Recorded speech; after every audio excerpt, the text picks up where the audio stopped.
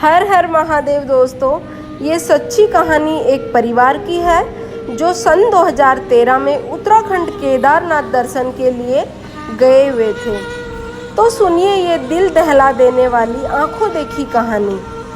मैं अपनी पत्नी और 5 अन्य लोगों, मेरे 2 भाई, उनकी पत्नी व एक अन्य व्यक्ति के साथ 9 जून 2013 को राजस्थान के अपने गृह नगर जोधपुर से केदारनाथ के लिए चला था।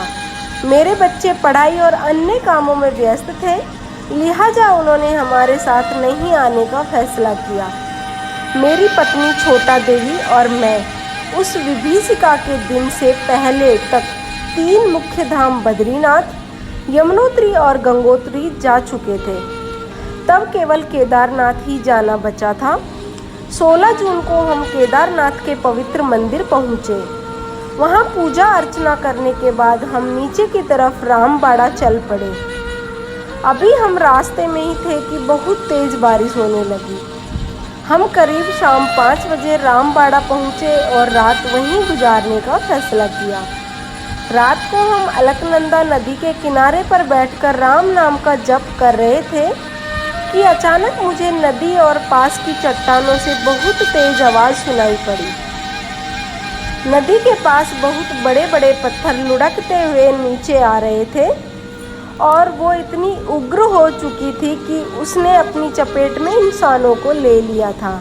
मेरी पत्नी और एक भाभी भी उसमें बह गई। फिर नदी मेरे एक भाई को भी बहा ले गई। मेरे बाकी रिश्तेदार भी कहीं नहीं दिख रहे थे।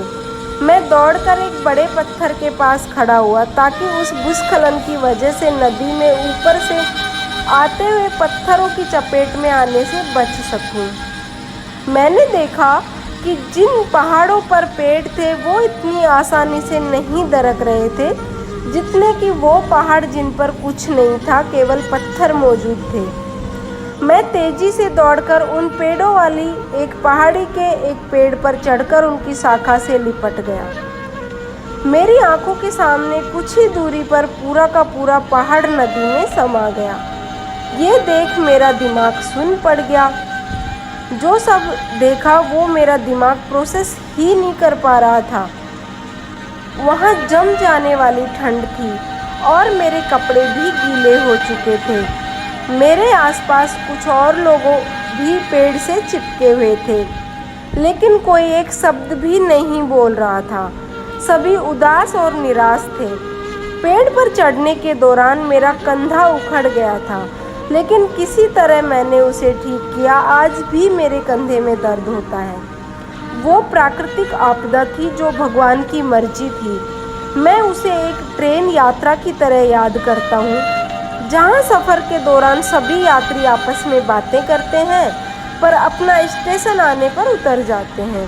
शायद केदारनाथ मेरी पत्नी का वो आखिरी स्टेशन था।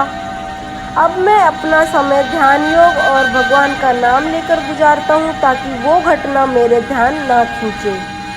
अगर आप मुझसे पूछें कि क्या मैं दोबारा केदारनाथ जाऊँगा, तो मेरा स्पष्ट तौर पर जवाब होगा हाँ, जाऊँगा। डर में जीने का कोई मतलब नहीं और अब मुझे कोई डर भी नहीं है।